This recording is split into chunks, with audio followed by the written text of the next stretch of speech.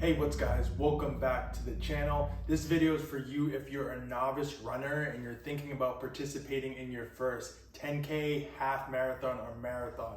So if that's you, go ahead and check this video out. So my name is Khalil Abdul-Jabbar. I'm a physical therapist and I work with endurance athletes, so specifically swimmers, runners, bicyclists. I help you exercise better, I help you stay out of pain, and I help you absolutely dominate your race and training goals. And so what we're going to talk about today is my experience with my first half marathon. And my aim is to give you a few tips and tricks on how to plan the best race for you and how to have a great time.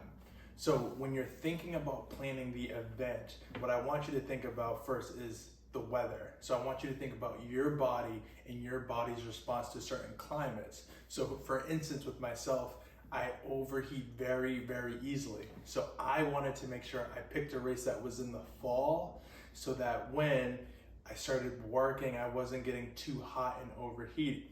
If I had chosen a race that was in the summer or late spring, that would not have been optimal for me and truthfully wouldn't have made it for a great experience. So if you're like me, you would want to choose a race that's in the fall or even in the winter, because then you can wear less layers and your body could regulate a little bit better and you can have a more enjoyable race experience. So that's number one. Take a peek at the weather and understand what your body needs and what your body wants.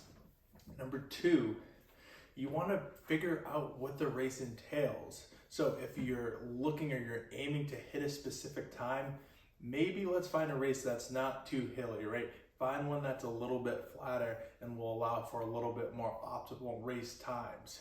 Or maybe you want a nice view. Maybe you want to travel to a different city. So if it's more location specific in terms of views or scenery, then go ahead and choose a nice location and let that be your first race experience, okay?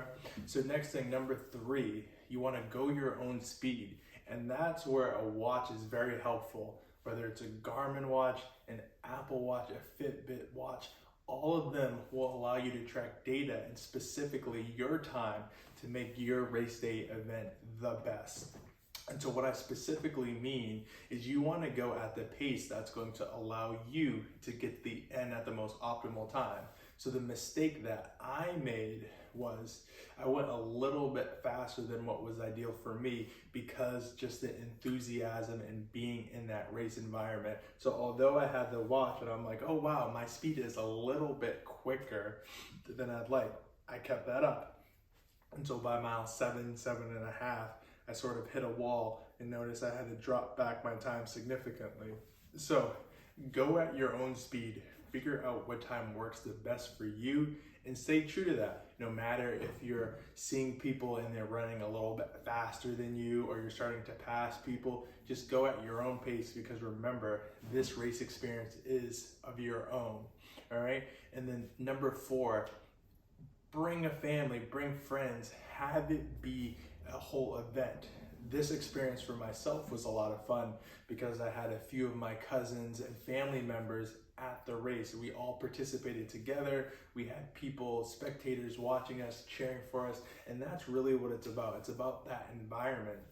So if you're close enough with family or you have close friends, people that are interested, have them come support you, or even better, have them come run with you. So everybody has a shared experience and that camaraderie will help push you further even when you feel like you can't make it, all right?